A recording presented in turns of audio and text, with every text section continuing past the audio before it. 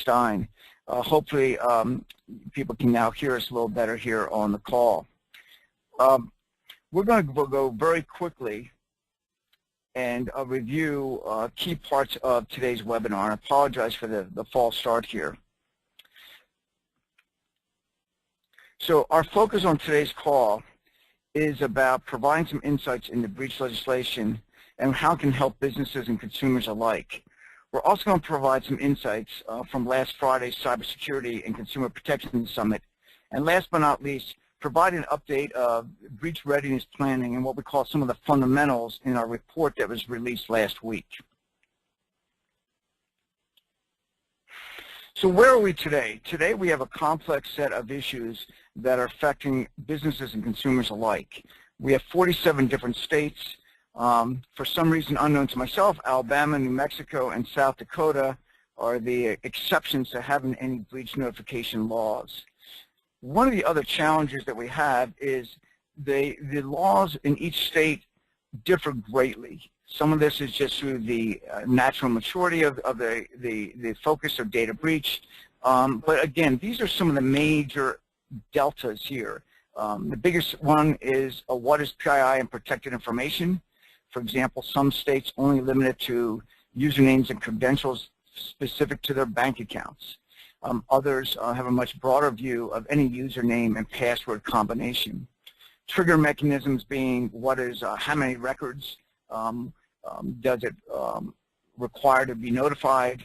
Is there a reasonable risk of harm? There's also a concept of safe harbor that we'll talk about in a few minutes that we are certainly supporting, but in concept, where companies can show they have consistently adopted best practices to protect data and consumers, they should provide some safe harbor from both regulatory oversight as well as possibly class action, and we'll certainly talk about that. So these are the differences, and then the increased complexity is the issue is you have multiple jurisdictions. You have the FTC and FCC, so those in the mobile space certainly are finding themselves being hit on both sides of regulatory requirements, the SEC for public companies, HIPAA, and others, as well as industry standards such as the PCI Council, what they require. So this is the challenge that we have today, and I think it's one of the reasons why many people and many organizations in many states are looking to make some changes and are considering supporting a national or federal legislation. As I mentioned earlier, Scott and I just came back from a series of visits with State Attorney General staff in New York, D.C., Washington State, and others. And clearly, in light of the anthems, in light of the targets, they are moving forward on more aggressive breach legislation. We know of at least 5 bills that are on Capitol Hill, and then certainly the President has called for, once again, a renewed call for breach legislation. The point is, these are all work in progress. We recognize that these are a challenging time, but it is important that we all understand where we are today, and we're also looking for feedback on where we should be taking positions going forward. So where are we today? I think one of the things, the biggest issue is that we're concerned about is that in many states the legislation is very limited to financial accounts. And we need to address the growing issues of account takeovers and ID theft. And some of this is a result of consumers reusing the same password or recycling, having master account or admin access to these. So we believe that in general that if we're trying to protect consumers, not only their financial information but their identity, we need to look at this a little more holistically. And clearly, the disclosure, accidental disclosure or breaches of employment and health data can cause other forms of harm that are not specifically financial. So these are where big areas we are today. The other one is the length of notice period is also a matter of challenge. What is appropriate notice that we have? There's some research that shows after 7 days, the amount of victimizations considerably increases. I think the point here is that cyber criminals are more and more sophisticated every day. So the more that we delay notifying an impacted party, obviously the period of impact increases as well. So these are some concerns that we want to be thinking about. We also believe that there needs to be provisions for delays based on collaboration with law enforcement or extraordinary circumstances. Attorney General Madigan in Illinois, for example, worked with a company called Jimmy John's. They delayed notification as a result of their investigation and their work with law enforcement. So we think there's good exceptions to that. Obviously, there's risk of doing that for the business, because if it gets leaked, then you're dealing with the reputational harm. Why do you didn't share that in advance? There's also a challenge of notification, but it's more a reluctance of sharing intelligence with law enforcement. This was a key issue that came up with President Obama last week at the Stanford University, and talking about we need to remove those barriers. We need to remove the barriers for sharing with law enforcement, but as importantly, we need to have data coming back to the business community, and how do we do that? So these, again, are the big issues that we're facing on the surface. The other area is notification, and this is very confusing. It's when does it need to happen, where, who, and how. And the point I bring that up here is there's really three dimensions of notification if we think of that. One is to impacted parties. That would be to your consumer or your employees. In some cases, it's also your business partners, and that's more contractual. There's the second dimension is your regulators. So again, at what point do you notify regulators?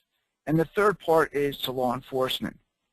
And so these are the three major buckets that we see this in, and we need to kind of consider the impact of these. Part of it is there's some disincentives to notification. I think in general the business community wants to communicate in advance, but the challenge is, as many of us have learned, is through a breach investigation, it's a changing landscape at times, or the data is evolving, and what if I get it wrong? So there's a reluctance that businesses don't want to disclose any sooner, not that they don't want to help consumers, they don't want to get it wrong. They don't want to deal with the reputation of the PR aspect. And part of this comes down to the broader impact there. So one of the ideas that we have been proposing is something like a rolling notification. If you discover 1 million records on day 1, and on day 25 you recognize another 100,000, it should be a 30-day or a 45-day notification from that next discovery of impacted parties. And that's that concept of a rolling or dynamic notification.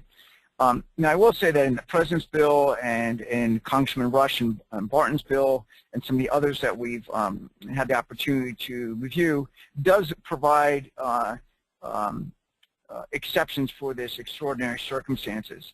The idea is that would be defined by the FTC as a regulatory rulemaking versus legislative, what constitutes exceptional harm. So I do want to point out, I added this slide here, is as we think about the burden of doing that, I do want to just to reiterate what's happening in Europe. Excuse me, so ISPs in this case are required to notify their regulatory authority within 24 hours. This is not consumer notification, but it's notification that a breach has occurred. It's somewhat similar that someone has broken into your office. We don't know what they've stolen. We don't know what the impact is. So they're asking for that notification. We're seeing some desire at the state level of similar aspects here. Again, that the regulatory authority is notified of the incident and that you're now investigating it. Part of the reason that this is in place is in the past some parties have waited 6 to 8 months before notifying regulatory authorities of the problem here. So I'm not suggesting this or advocating this, but it's important to recognize, and it's also important to recognize that if you have consumers in the EU or if you have consumers in Canada or other countries, your compliance requirements are really dictated by those countries. So not only are we dealing today with 47 different states, if you have any international, you certainly have to address those issues as well. As I mentioned earlier, Scott and I have been visiting and meeting with the different attorney generals. Washington State is making several changes, Attorney General Ferguson. Their current legislation has been focused on bank accounts. They are looking at possibly expanding that. They've changed the reasonable notice requirement to they're now advocating a 30-day period. So again, and the reason is, again, they feel that companies have not been notifying consumers as soon as possible. So I think the wording is no greater than 30 days for notification. But I think perhaps more aggressively is in New York State. And they've really upped the bar quite a bit here. And again, we had the pleasure of meeting with their staff several times over the several months here. Really, which in many ways is building upon California law, but a lot of areas there. So I certainly encourage everyone to go online and view their information, which we have a link here, I believe, in the deck on this page here. So again, they're expanding the definition of private information to the combination of the email address and password. They've recognized that consumers reuse and recycle those considerably. So they're taking an aggressive view here following California. And again, we support that. Again, because of the risk impact. A good scenario example is that someone could have a username and password with Amazon.com and have their credit card information embedded in the one-click purchasing option. But in many states, that breach of that username and password would not be constituted as a breach.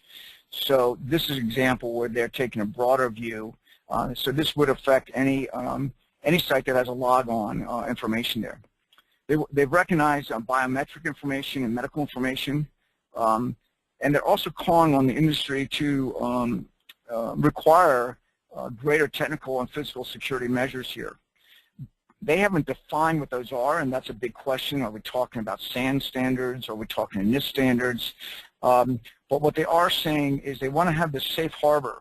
And the safe harbor concept is those companies that are meeting those standards and consistently show that they would be incentive, and then as a result, they would be protected from class action suits within the state of New York, as well as regulatory fines within the state of New York. Clearly, the devil's in the details. You know, we've had some ad hoc discussions off the record saying, so if someone has, for the past 3 years, consistently adopted everything, but they forgot one thing one day, would that be a company that has shown due diligence? And the general feeling was, again, it depends, but again, you know, companies need to show there's no excuse for negligence, but on the other hand, if companies have a consistent pattern, they recognize there's no perfect security.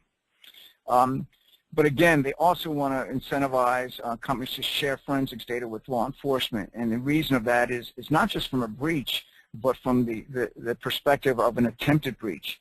And the idea is that would help law enforcement, and then ideally, law enforcement might be able to reach out to other affected parties within the industry. So those are some key issues there.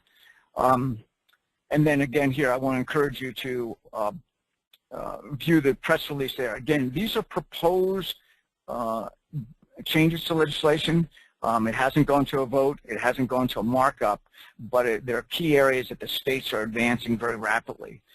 They're not waiting for federal legislation, and nor do they expect federal legislation will happen anytime soon. In the absence of that, again, you're going to see, again, more and more states increasing the bar here in these areas. So, as I mentioned, last 2 weeks ago, we held a briefing, Congressional staff briefing, and it was very insightful. We had close to 100 staff come in. And some of the issues that came up here that I'd like to kind of get out there, there is one camp that's suggesting that a federal law that would be a minimum standard. And it's very interesting. There were several business leaders that actually participated, and they made it very clear that there would be no value of having a federal law other than consumers in those 3 states. And the reason is most states have something higher. And so really what would happen is businesses not only would have to navigate the 47 different states, they'd have to then go back and forth as what is the state law. I'm sorry, the new minimum standard. So clearly the message that we heard from the business community and consumer advocates is having a federal law of the minimum bar would have little value, but more overhead and cost to businesses. The other point was a very broad agreement is having a federal law that would preempt state laws, and I should say state data breach laws, not consumer protection laws, but it would still provide the state attorney generals the right to enforce, which is really important. And this would be modeled off the enforcement provisions that we've observed with COPPA and CAN-SPAM. And to date, we have not seen any areas where state AGs have actually been overly aggressive in such enforcement. So we think that's, from a consumer protection standpoint, is very beneficial. And clearly the business community, knowing that, again, you're dealing with enforcement against a federal statute versus 47 different states, is very positive. Now, I should say there are some trade organizations that want to minimize enforcement only to the FTC. I would be very doubtful that any of the congressional delegations in some of the major states that are very aggressive would sit in the sidelines and let that happen. So again, we believe in a state right of action. It makes sense. There's past history of that, and there's past history of collaboration. The other area that we're supportive of is this idea of safe harbor. And again, devil's in the detail, but again, following what following what New York has proposed, and in draft discussions with White House staff, there is a similar discussion. Again, it's where companies can consistently demonstrate adoption of privacy and security enhancing best practices. The real question comes down is, how do you regulate that and how do you define that? Because as we know, yesterday's best practices may no longer be applicable tomorrow. But I do think we need to make sure that we don't victimize the victim here. And by that, in other words, there are good companies that are being compromised by very persistent threats and determined cyber criminals. And so they need to have some safe harbor. It doesn't appear to be, fair to criminalize them and in these areas.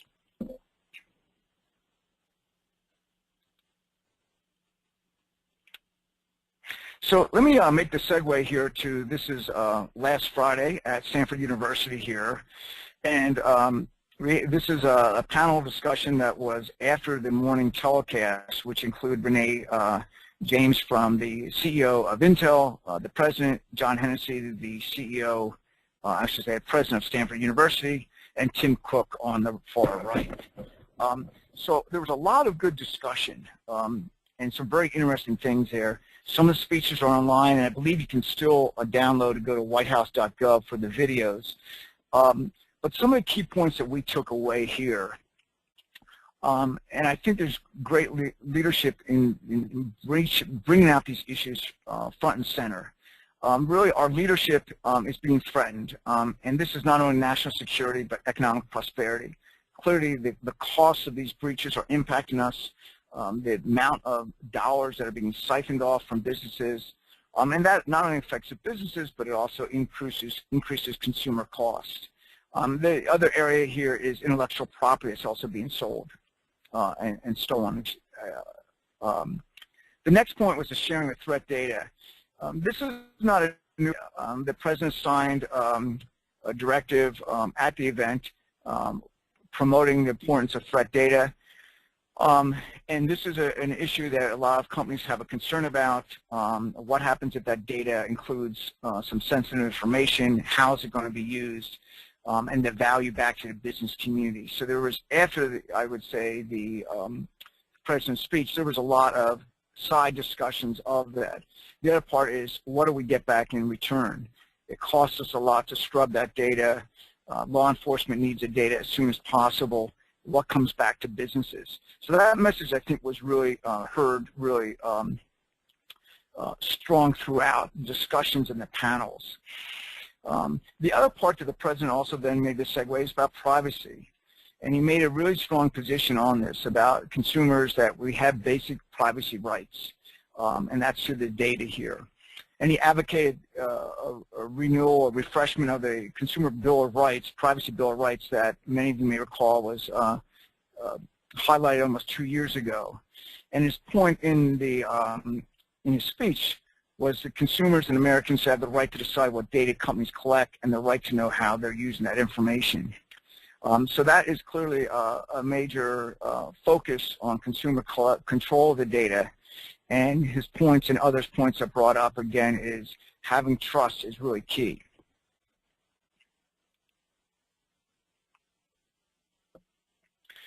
So let's focus about now, drill down to what he talked about, what's called the Personal Data Notification and Protection Act, PDNPA.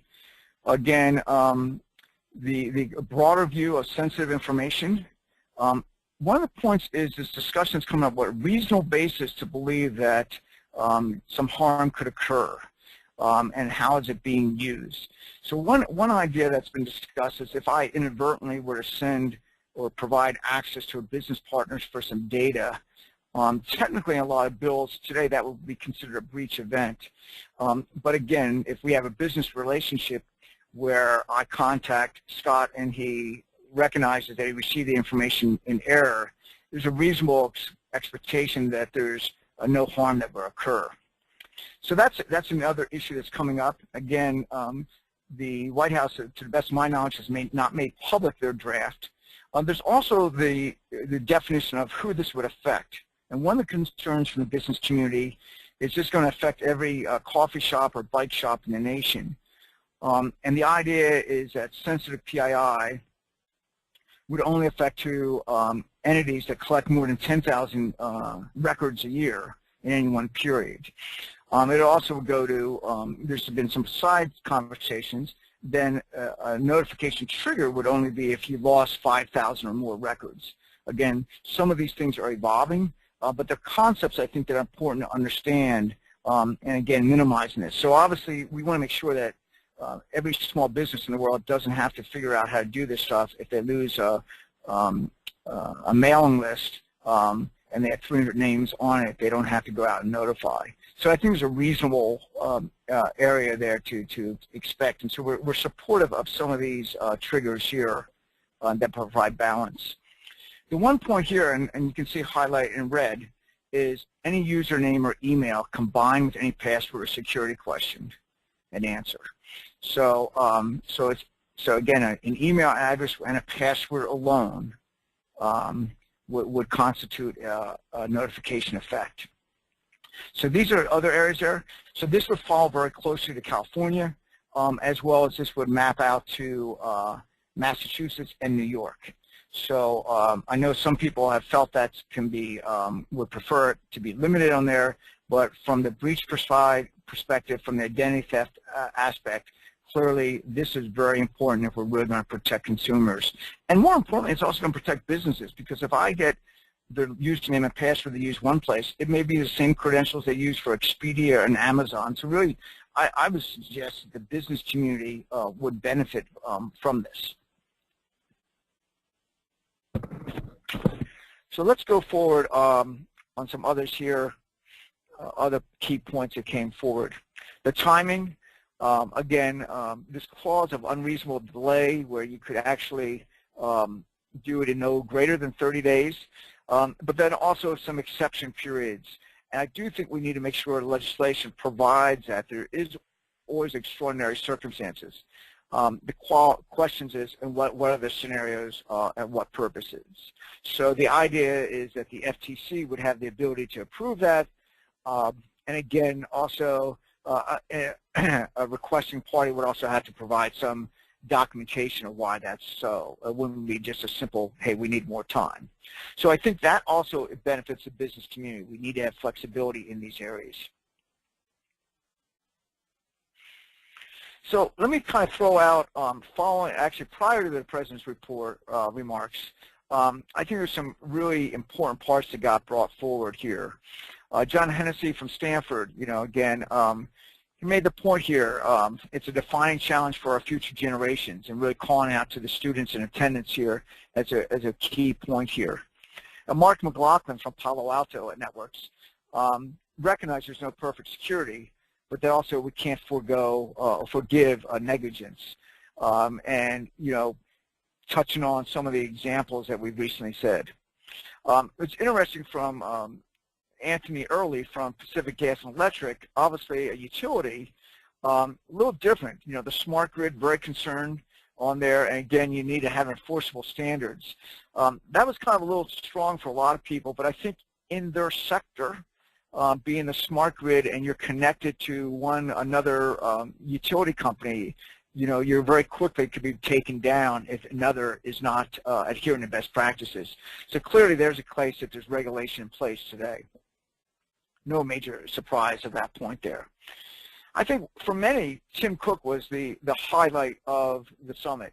Obviously the president was very impressive, but you know, Tim Cook took a very strong position about how trust is the foundation of everything that Apple does as a company. And again, it's if we don't empower privacy and protection, we risk everything. And was really making a very strong point, in some cases against, competitors, that it's more valuable than the money. We risk our way of life. He went on to say that sacrificing the right to privacy can have dire consequences. And again, back to the whole point that the way data collections being sold and traded can have a devastating impact. Many feel that he was taking a direct stab at Google and Facebook and some others and the advertising community. Primarily, obviously, you know, Apple makes some money selling hardware and services. They're not primarily ad-supported business here. But I think it was very refreshing, and I think it was very important to hear his points. And I encourage you to go online, watch his speech, or download the speech and read it yourself there. So again, it was very inspiring to hear his comments and concerns. So I want to make a segue here. We have a few questions come up here, and we will take those. But I do want to touch a little bit on the breach readiness guide. We released this, we being OTA, last Friday, formally released this here, and really to help the business community. We're going to just go through this just a few minutes, and then we'll have a dialogue, open up the mics on some of the questions regarding the breach legislation. But we've developed, this is the the 6th year in a row that OTA has published this guide. You can go to our site and download it. It's really trying to provide the business community that prescriptive advice to better prevent and protect customers, detect the impact from a breach, and then contain it, and then last but not least, respond and remediate. And the reason we're pulling this out here is having breach legislation is an important part, but you need to also have a plan in place. And again, getting back to Mark McLaughlin's comment from Palo Alto, his point about negligence wasn't just about not negligence from having a technical standards in place and processes, but having a plan in place. And I think that's a real key, and I think more and more states are also looking at that too. Recognize there's no perfect security, but if you don't have a plan in place to detect and respond, you know, that is equally as concerning. So these are some of the fundamentals. Obviously, you need a first responders team, and you can go through all these different issues. One of the challenges, though, I would say in general, in our investigation of many breaches and the data shared with the Secret Service and the FBI, is all too often companies don't know what data they have in the first place. And it's that mad scramble. So again, completing that inventory and analysis in advance is really key to better responding as you go forward. As we look through some of the other elements and of a plan that thinks about this whole concept of data stewardship, that was also a theme. You heard stewardship come up from several of the speakers. Nuala, the CEO of Center for Democracy and Technology, really took that position really strong. Companies need to really think about what they're doing with their data. Why do you have it in the first place? And so as you go through this, each one of these areas, whether it's regulatory requirements, you know, data acquisition, all the way through, do consumers have control and choice? Can they opt out? Can they control today? Usage and access, and all the way through here. So these are key issues that business leaders should be addressing and questioning of what are they doing with their data in the first place. And the last thing you want to have happen is in the middle of a breach to say you don't really know why you have the data. So you need to really think about it, Think about how long you can collect it, and then how do you dispose of it. So as we look at this, there's a lot of components of data management. And the key part of this here that also is becoming more and more of a challenge is companies, it's no longer security and privacy within your walls. A lot of it is really the data that is data that's being used and collected by your partners. So it's very important that we be thinking about those issues in advance. Doing a risk and security assessment of your partners, how they hold the data, what are their breach notification requirements to you? And that's one of the challenges. So as we think about the breach laws and legislation, it really talks about you as a company. But what about your partners? If they're holding your data, how do they notify you so you can then notify your consumers? What do they define as a breach? What do they, so again, I encourage you to very clearly review, do an audit of all those contracts, and perhaps go back and request clarification, because you may find that your policies that you're publishing are not consistent with your data partners, and obviously that sets you up for a lot of questions and scrutiny. The next point I want to touch on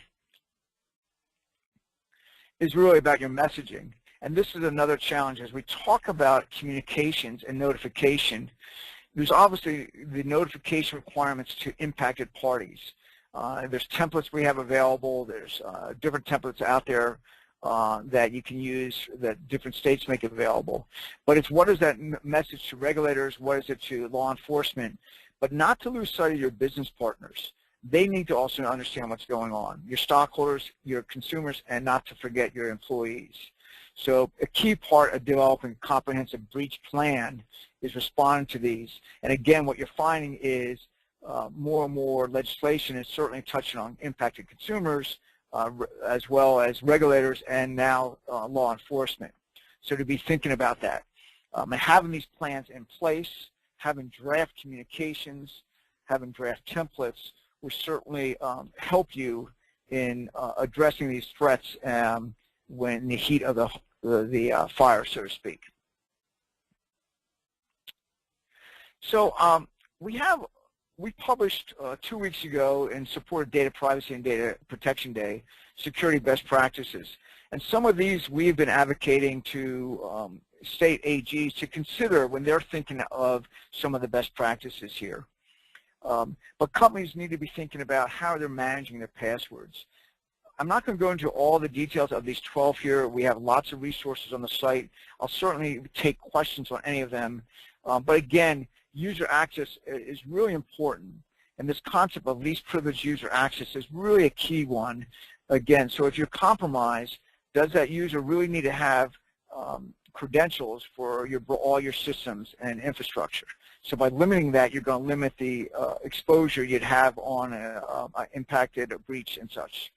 Obviously, a lot of these things such as client devices need to be hardened, including mobile. You need to be ongoing pen tests and vulnerability scans. One of the areas here, and it's consistently coming up, Twitter made a fair amount of news on it this past week about email.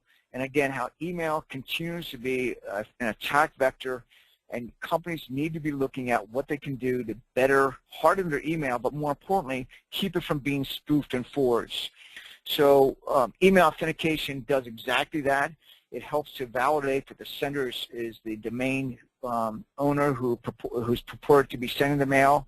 And it's really important that companies have inbound authentication, because that is what we're seeing. More and more the spear phishing that's getting consumers to click on a link, and that link then is trying to install a payload or malware on their device. So a key part there for us to think about. I mentioned mobile, real-time monitoring. So these are different areas here. Always on SSL, again, is another key one that we think is very important. If you are collecting data on your site, credit card transactions and such, basically encrypt the entire connection from the user to the server. This is something that's relatively easy to implement. We're seeing more and more of this. We're also seeing a fair amount of companies that are moving to VPNs, and you're seeing more and more services that are offering private VPN services, again, to encrypt that data. offering greater protection, and this is being driven by a lot of the wireless hotspots that are lookalikes or have been compromised. I mentioned SSL management is really key, and then obviously developing a plan here. So we went through these very, very quickly. I do want to open up the mic, and Scott, you're on the call here. You know, if you have some comments on any of these best practices. No, I don't have too much to add to the best practices. Just that, you know, they were developed, you know, through a collaborative effort with a number of security and privacy professionals, and I think they do hit many of the top, you know, the top ones. I think the other one I would always add is whitelisting of apps too is going to, you know, continue to be an important security practice. You know, for many enterprises. But other than that, I think they really do hit the big ones, the ones that companies really need to be thinking about. Yeah, actually, you know, Scott, there's a few questions. Says why not two-factor? And I think that's something that we actually support two-factor, and we actually in our report we do touch on that. I think more and more sites need to be going two-factor. Consumers have been reluctant at times. And I think for sites that have an ongoing relationship, it definitely makes sense. And I think we're going to see more and more sites adopting that. Certainly banking, sites where consumers have an ongoing relationship with an e-commerce environment, it certainly makes sense there. I think just to add, Craig, we actually, if you look in, if that's a great question, thanks for whoever raised it. If you do go to the material we've put out both on our website and in our data breach readiness guide, we do talk about two-factor, but especially for administratively privileged accounts, we think that's, you know, that is really important that you use some type of either two-factor authentication, one-type passwords to really control those accounts. And on that note, those you know, you should make sure that those accounts can't be able to, you know, you don't want to have them being able to use web services and you know, email. When somebody has an administratively privileged account, it should be unique to that user. It should use, you know, two-factor authentication or a one-time password, and it should be limited in what it can do as well, because we don't want those. Obviously, we don't want those credentials getting compromised, because in many ways they are the key. They are the keys to the kingdom. Great. There's another question is, what's the, looking at a crystal ball, do you really think that Congress is going to pass breach legislation? Well, I'm not sure if that's a softball or a hardball question. That's a key question that we all have asked. A year ago, when we were all dealing with the aftermath of Target, we would have thought if any one thing could have been passed, would have been federal breach legislation for all the reasons we suggested. I'm optimistic that we can. I mean, I think some of the sticking points that some of the trade organizations that I wish they would take a little more broader view of the consumer impact to their brand and trust, but one is they want to limit the definition very, very narrowly.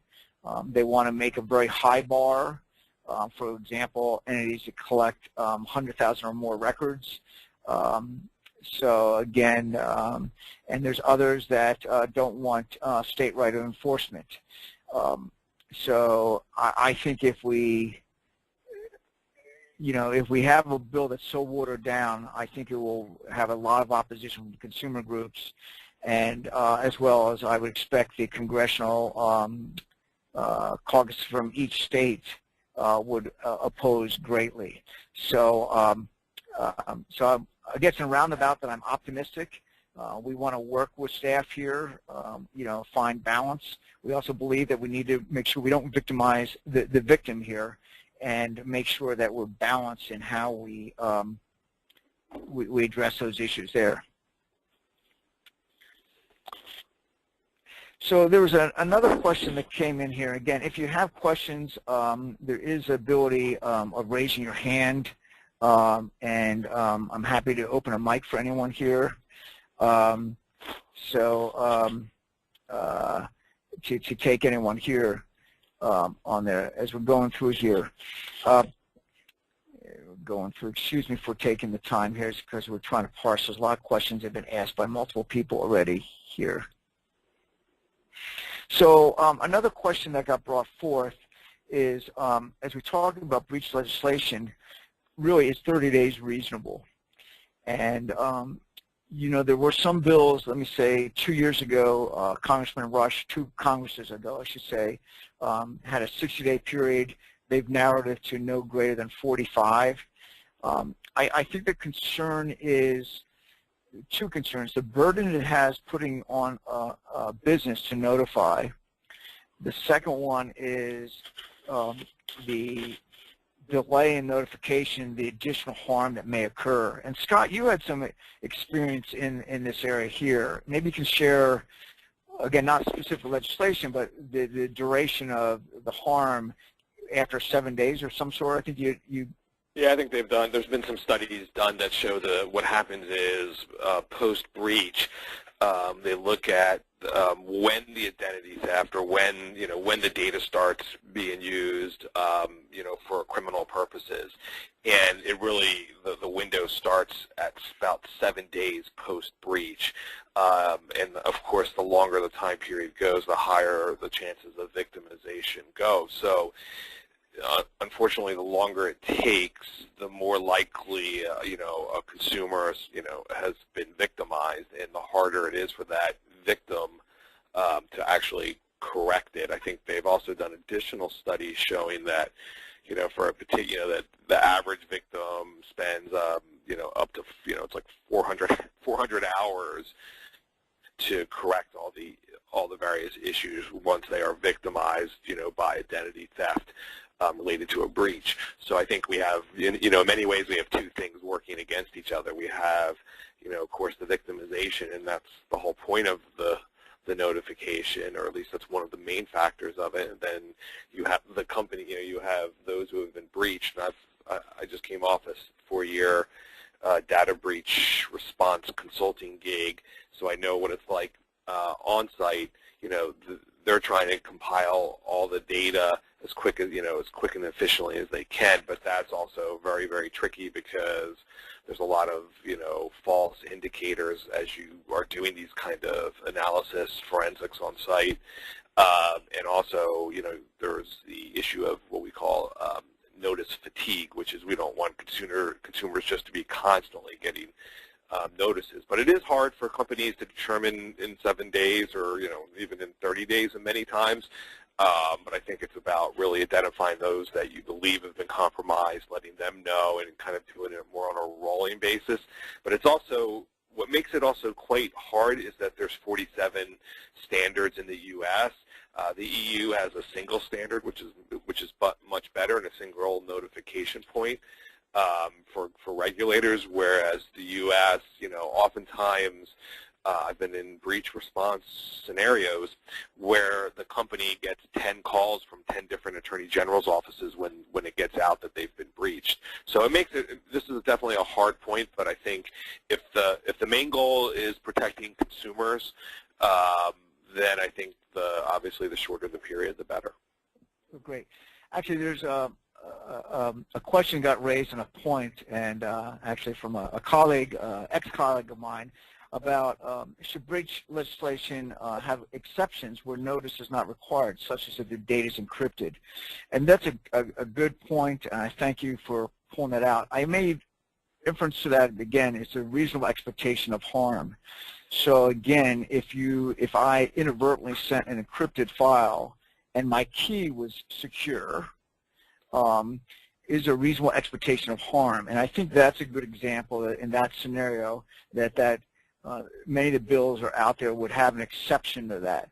And we think that's worthwhile because, again, again, to Scott's earlier point, is consumers have this fatigue. They get notice after notice after notice. So I think it's really worthwhile to call that out. And we need to, that is something we have been in discussions with, of providing that caveat there. Well, let me just add to that, Craig. I think the example I like to give is, and I've done a number of these as well, is it's a hard, it's a hard drive encrypted with BitLocker or whatever your favorite whole disk encryption is. I've done a number of those cases where a laptop gets lost, stolen, and then it gets recovered later. And the question is, or it doesn't get recovered. But oftentimes when we were doing forensics, it was post-recovery, and was there any access to the hard drive when it was encrypted, and should a consumer be given notice in that case? And I think I agree, you hit the nail on the head, which is if the data was encrypted, there's not a reason to notify. I think what becomes the ones that are more trouble, what tends to happen is attackers aren't stealing the encrypted data in its raw encrypted form unless they do have the keys or are able to get them. Usually they're leveraging themselves into some type of administrative level credentials to get access to through the consoles, and then they're actually exporting the data. They're actually extracting the data.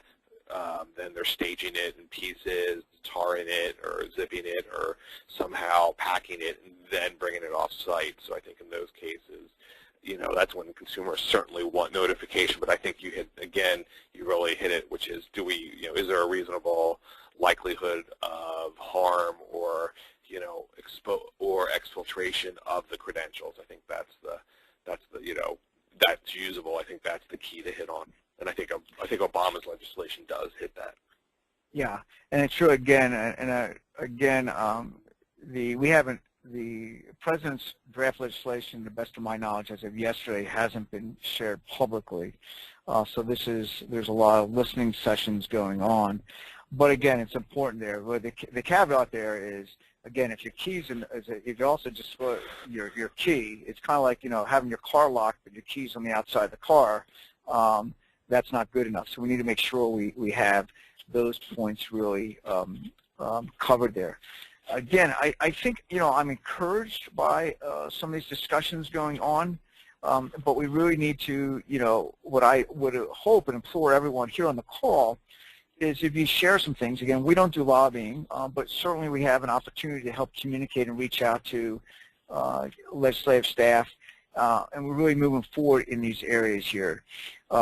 I think the big sticky point is that people are concerned about is what comes in the regulations of what is reasonable security and how has that changed, and what standards do we go to there. So I don't have an answer for that, but I think the point is we need to be reasonable, we need to be fluid, but to a point that from my conversations with some of the FTC commissioners would be the exact scenario where today, again, repeated companies fail to encrypt their data, and it's in, or hashed passwords out there.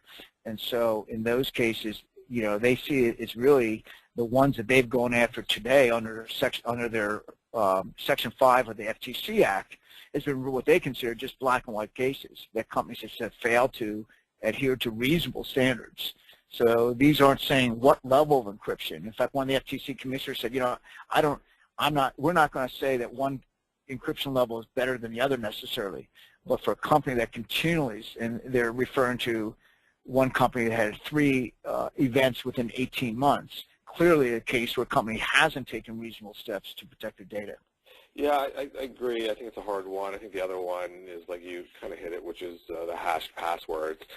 However, attackers are fairly successful in breaking hashed passwords anyway, using rainbow tables, and those rainbow tables keep growing.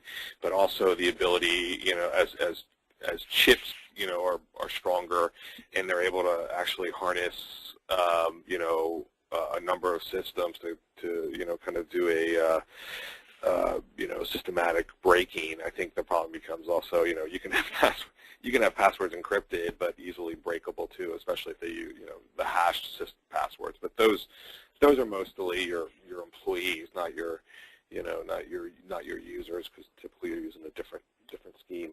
But yeah, I think it presents a number of issues of across the board. Well, the last question, and I appreciate here is, so the absence of federal breach legislation, what's a company to do? Which state do I follow?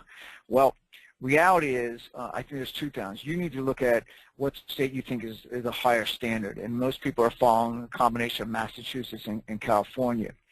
The reality is you don't necessarily know where a consumer today resides, and that's one of the challenges that we didn't touch on, It makes it very difficult. A consumer may have logged on at one point and registered, and you think they live in let's say Nebraska, and they've moved to California.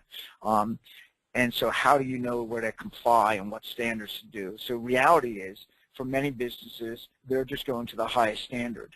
Sometimes their letters go out and they actually have 2 paragraphs. So if you're a resident of state X, this applies to you.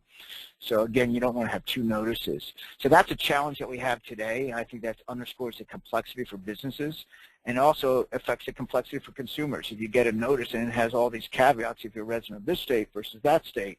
Yeah, and just to add, having been on site, there are a number of businesses that actually do this, and they're really good because they have it all mapped out. And generally, a lot of times the approach is, go for California. If you hit California and just treat everybody as California, you basically have hit them all. So that's what Craig absolutely said. So I think that's a good approach as well. It's one of those things where it's worth it to bring in other parties. Bring in some vendors who have who are familiar with this. So. Well, great. Well, Scott, I want to thank you for joining us today, and everyone else. We will have this webinar. We'll be sending out an email to everyone who attended today, and a link to the webinar posted. Feel free to give us a call. We're happy.